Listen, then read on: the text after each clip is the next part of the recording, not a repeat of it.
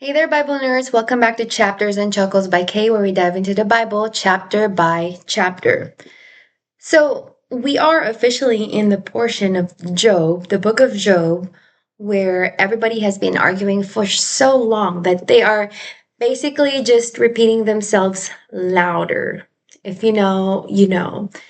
And if you remember where we left off on the last chapter, Zophar ended chapter 20 with a very confident speech about how wicked people always get what is coming to them. According to Zophar, wicked people may enjoy themselves for a minute, but eventually God brings down the hammer. And, Job is there sitting covered in sores, grieving 10 children, 7 sons, 3 daughters. He's financially destroyed, socially isolated, and listening to his friends repeatedly describe the punishment of wicked people in ways that suspiciously resemble his current life. Subtle gentleman. Very, very subtle. But the chapters we're covering today, chapters 21 through 25, are important because Job begins directly challenging the foundation of his friend's theology. Because, their basic formula has been good person plus obedience equals blessing. Bad person plus sin equals suffering. Therefore, Job plus suffering equals Job must have done something horrible secretly, right? And that has been their argument. His three so-called friends' argument this entire time. And Job says essentially, that sounds neat. Unfortunately, have any of you looked outside? So Job points out something painfully obvious. Sometimes wicked people prosper. Sometimes righteous people suffer. Like, there's no equation. Like, it doesn't matter what you are. If you're good or bad, the outcome is not always going to be the same. There's no equation, period. And sometimes justice does not happen immediately. Sometimes life makes absolute no sense from where we are standing, at least. And that does not mean God is unjust. It means humans do not have enough information to explain everything God allows. Apparently, Job's friends, so-called friends, missed that memo. So, go ahead and grab your drink, get cozy, and let's dive in. I have coffee and water today. I need coffee and I need water. Okay, hang on.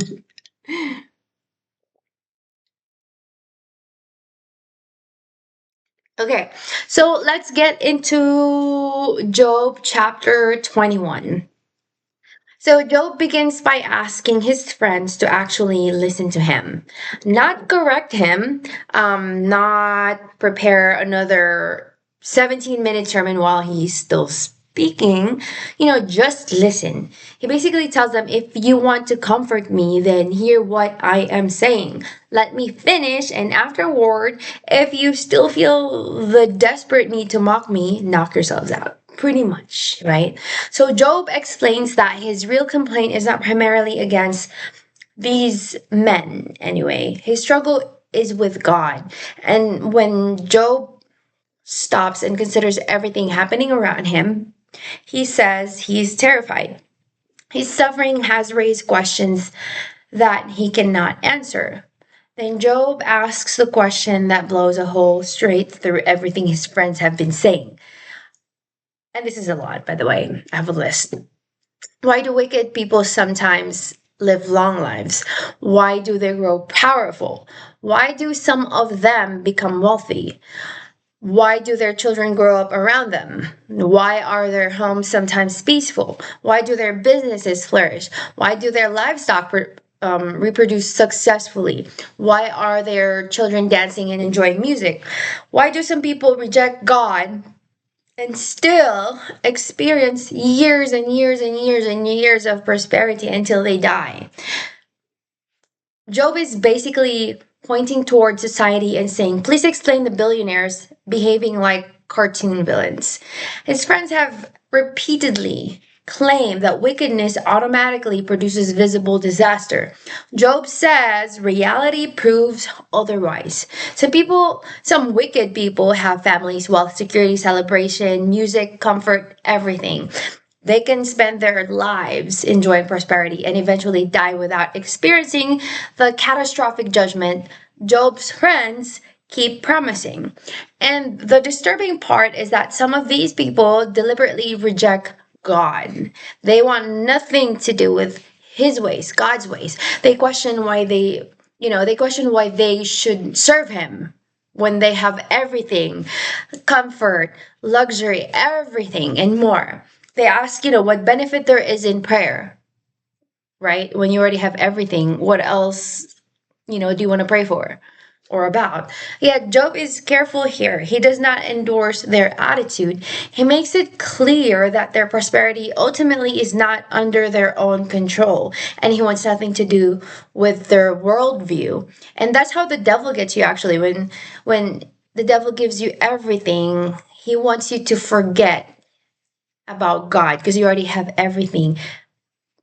Comfort, especially comfort, all the technologies that you want, all the cars, the big houses, everything. When you have everything, why do you need to pray, right? What else could you want, right? But I digress. So he makes it clear that their prosperity ultimately is not under their own control, and he wants nothing to do with their worldview, as I've said. Job is not admiring wicked people. He is exposing a theological problem. If wickedness always causes immediate disaster, why are there obviously wicked people whose lives appear comfortable? Then he asks how often these people are actually swept away instantly like straw in their wind. His friends would answer like all the time, right? And Job basically responds like, do they though?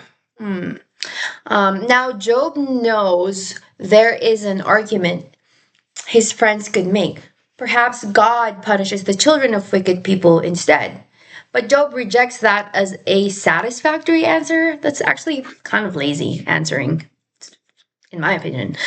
He wants the guilty person to recognize the consequences of his own actions. Punishing someone's descendants does not prove that every wicked person personally experienced obvious judgment during his lifetime. Job continues, one person may die healthy, comfortable, strong, and secure. Another person might die miserable, bitter, having experienced very little happiness, and eventually both going to the ground. Death comes for both of them. Job knows exactly what his friends are thinking. They keep pointing toward destroyed houses and fallen powerful people as evidence that wickedness always ends in visible catastrophe. So Job tells them to ask travelers, talk to people who have actually seen the world. They will tell you that evil people are sometimes spared during disaster. Powerful, wicked people are not always confronted to their faces. Sometimes nobody holds them accountable. Sometimes they receive honorable funerals. Sometimes people gather around their graves. Sometimes they die surrounded by respect despite the way they lived. And Job finishes by basically asking, how are your speeches supposed to comfort me when your answer do not match reality? Your explanations are false. Boom.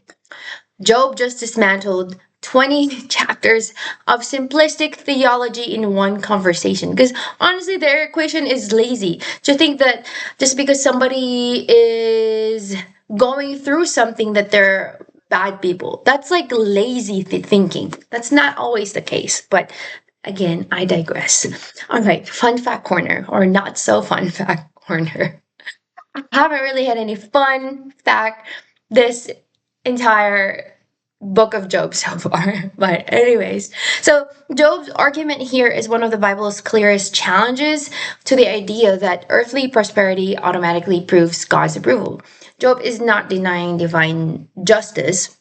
He is challenging immediate retribution. The assumption that we can look at somebody's bank account, health, family, life in general, and calculate their righteousness like a spiritual credit score.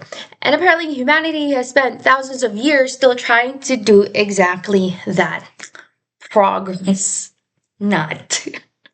Anyways, Job chapter 22. Now, Eliphaz, so annoying. He speaks again. And this man has run out of evidence. He hasn't really had any evidence this entire time, any valid evidence this entire time. But, anyways, so naturally he begins inventing some, of course. Human civilization remains remarkably consistent. Eliphaz starts by emphasizing that God does not depend on human beings. Even the wisest person does not increase God's greatness. Job's righteousness does not somehow make God more powerful. Technically, there is truth buried in that statement. God is self-sufficient, yes, but Eliphaz immediately takes that truth and drives it directly into a ditch. He asks Job whether God is correcting him because Job is so righteous. Obviously, Eliphaz believes the answer is no. Then he declares that Job's wickedness must be enormous. And now the accusations begin. Eliphaz claims Job must have demanded possessions as security from people who owed him money. He accuses Job of taking clothing from people who had almost nothing. He claims Job refused water to tired people. He says Job denied food to the hungry. He accuses Job of using his power and social status to benefit him. He says Job sent widows away empty-handed. He even accuses Job of mistreating orphans. And just to be clear, we have been given absolutely no evidence that Job did any of this in the Bible. Actually, what God told us at the beginning of the book points in the opposite direction. But Eliphaz has decided that because Job is suffering, Job must be guilty. Again, their usual equation. Therefore, if there's no known sin available, apparently we simply manufacture some. This is the moment where bad theology becomes genuinely dangerous. Eliphaz is no longer merely misunderstanding Job. He's slandering him. And this is why they've been so annoying this entire time. And every time I read the book of Job, I get so annoyed by these so-called friends because why are they doing this to him? Anyways, so he tells Job that these supposed sins are why traps surrounded him, why terror has overwhelmed him, and why everything feels dark. Then Eliphaz accuses Job of basically thinking God cannot see what happens on earth because God is so high above creation. Again, Job never said this. Eliphaz is now arguing with imaginary Job at this point. Which Job are you talking about? Because definitely not this Job. Because according to God, he is righteous. But anyways, we have all witnessed, arguments like this. Someone says, I like pancakes. And another person responds, so you hate waffles? Nobody said that, Debbie. So Eliphaz then warns Job not to follow the path of wicked people from previous generations, people who were destroyed suddenly. He describes people who rejected God even though God had filled their homes with good things. Then Eliphaz shifts from accusation to invitation. And this section gets interesting because some of what he says is actually good theology. He tells Job to submit himself to God, receive God's instruction, treasure his words, return to the Almighty, remove wickedness. Stop treating earthly wealth as ultimate treasure and allow God Himself to become your greatest treasure. Then Eliphaz says, Job would delight in God. He would pray and be heard. He would fulfill his vows. His plans would succeed. Light would shine on his path and he would be able to intercede for others. Beautiful words, wrong patient. Eliphaz is describing repentance for sins Job did not commit. It is like handing antibiotics to someone with a broken ankle. I'm not a nurse, but would you do that? Anyways, good medicine, wrong diagnosis, maybe. And that distinction matters.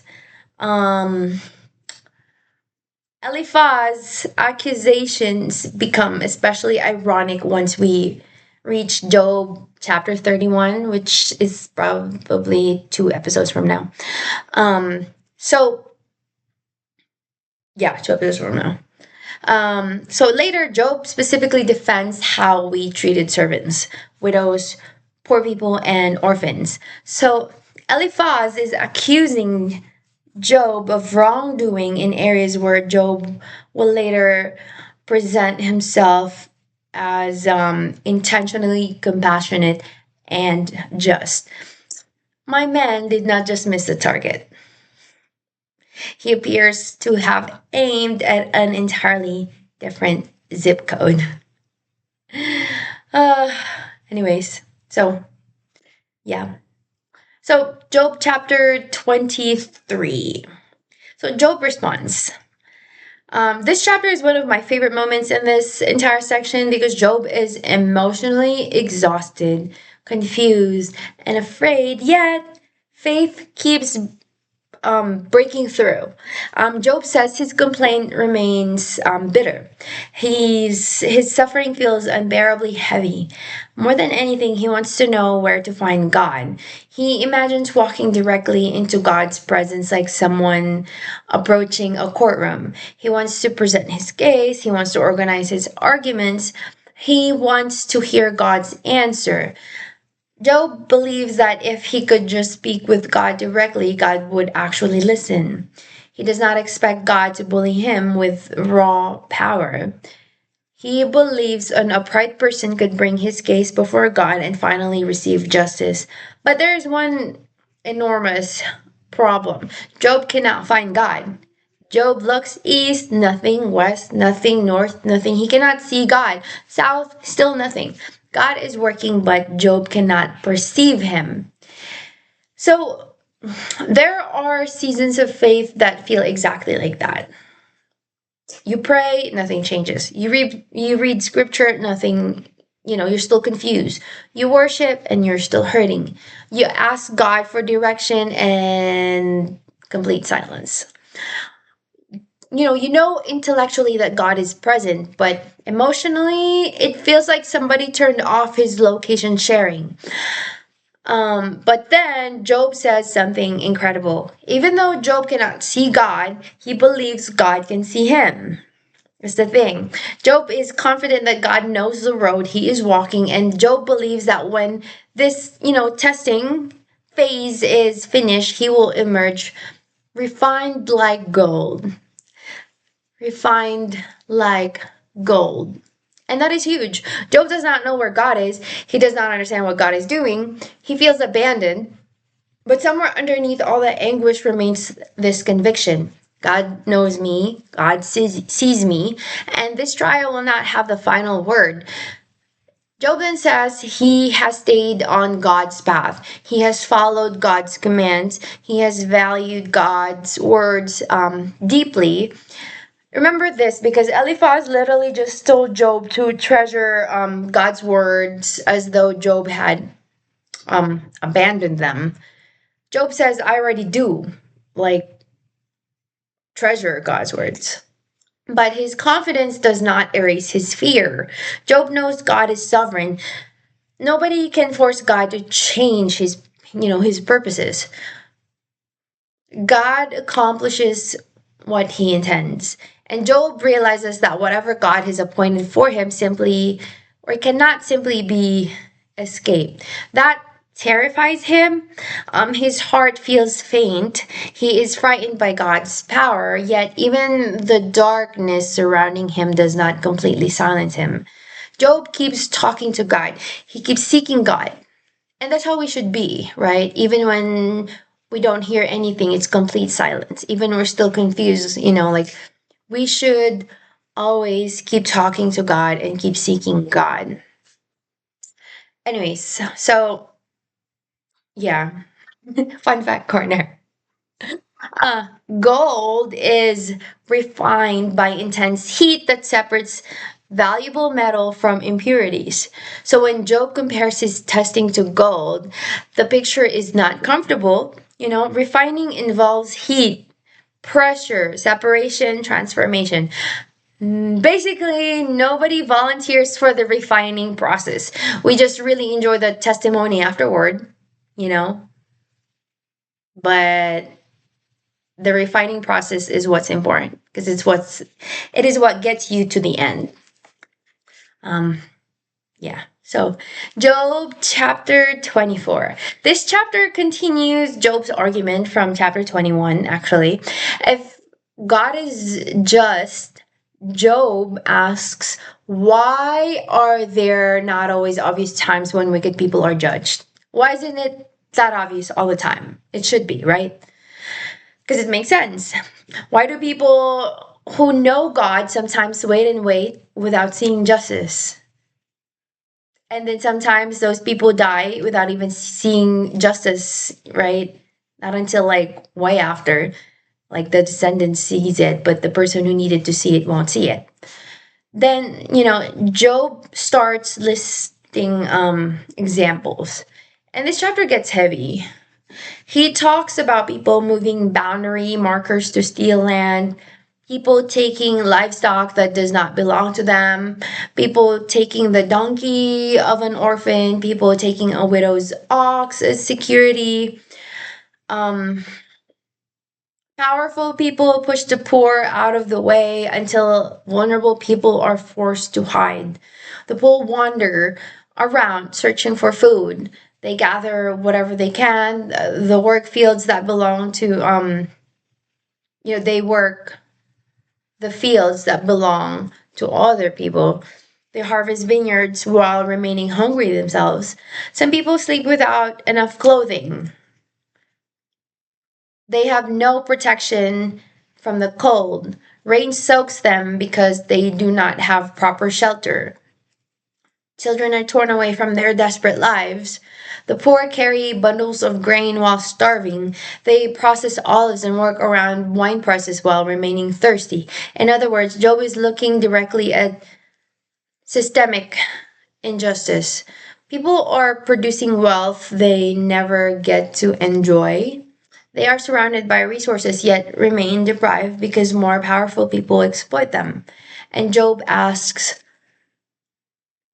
where is the immediate justice his friends keep describing? People are suffering inside cities. They cry out, wounded, crying out, you know, yet judgment does not always appear instantly. Then Job describes people who prefer darkness because darkness hides their actions. Murderers, thieves, adulterers, people who wait until they think nobody can see them. Criminals who operate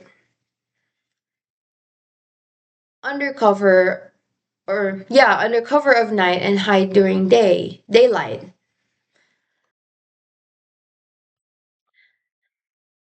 They treat darkness like a friend because exposure threatens them. Job knows these people deserve judgment, and toward the end of the chapter, he acknowledges that wicked people are temporary. Death eventually comes, the grave eventually receives them, their memory eventually fades. Their power does not last forever. They may rise for a little while, but eventually they disappear like everyone else. So Job is not saying God will never judge evil. He is asking why that judgment is often so delayed. Why is it inconsistent? Why is not Why isn't it always the case? Why does God permit injustice to continue for a period of time? Why do innocent people sometimes suffer while guilty people continue living comfortably? And Job ends with a challenge. If his observations are wrong, prove it. Show him that what he has described is false. Because Job refuses to pretend the world is simpler than it really is. Because it's not. Okay, fun fact corner. Moving boundary stones in the ancient world was extremely serious because property boundaries were tied directly to a family's land and livelihood. There were no satellite maps, digital county records, or someone named Linda at the assessor's office pulling up your parcel online.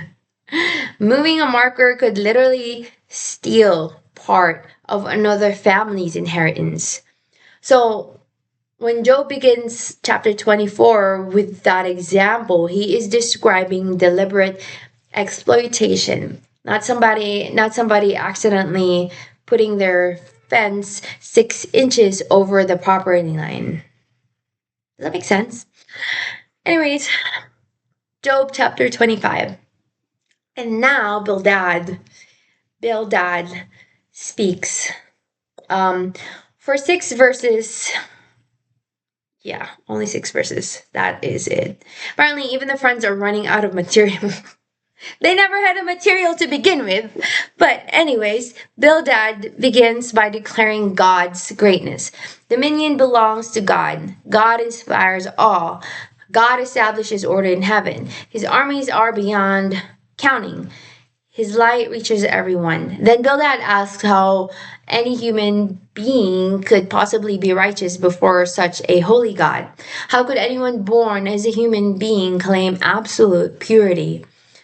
He compares God's holiness to the moon and stars and argues that even these brilliant heavenly objects appear unimpressive beside him.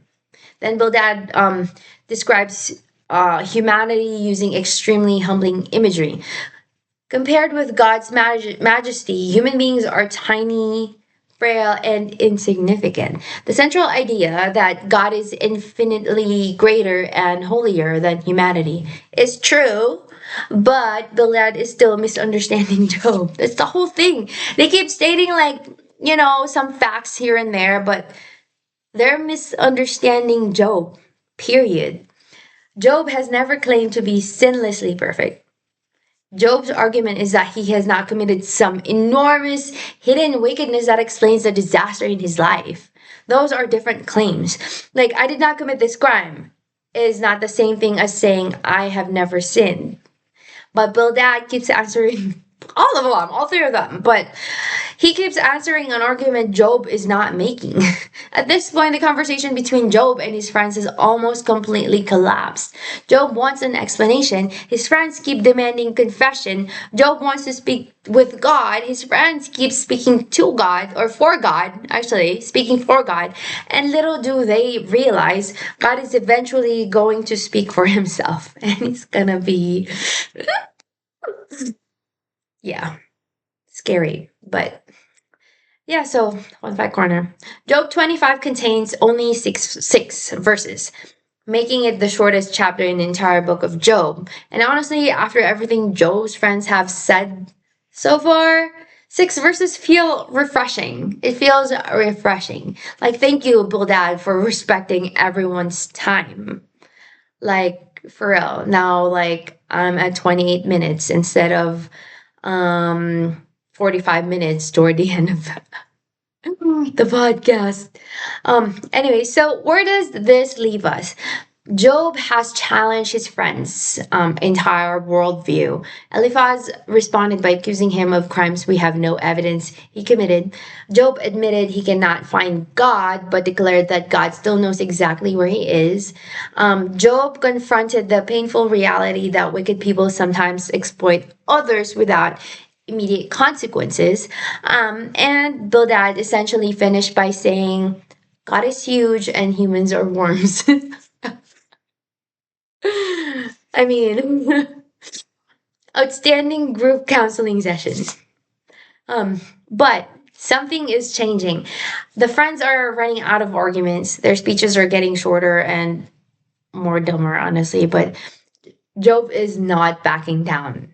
And next, Job is going to respond to Bildad with some absolutely beautiful language about the power of God.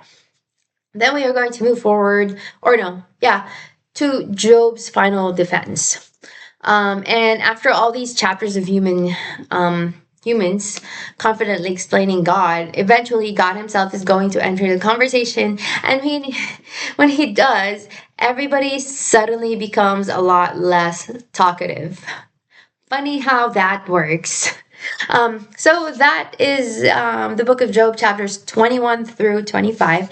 And if there is one thing I want us to carry out of these chapters, it is this. Like, do not confuse your limited view of someone's life with God's complete knowledge of their story. Do not always you do not always know why someone is suffering.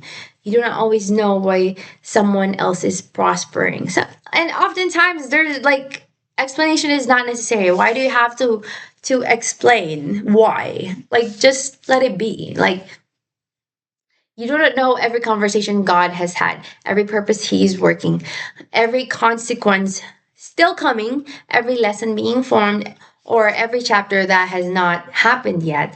Job's friends keep trying to explain a story they have not fully read. And unfortunately, we do that too. I do that too. Like, yeah, so have compassion before conclusions, listen before lecturing, and when God's actions do not make sense, remember Job chapter 23. You may not know where God is taking you, but God knows exactly where you are. And sometimes that has to be enough for today.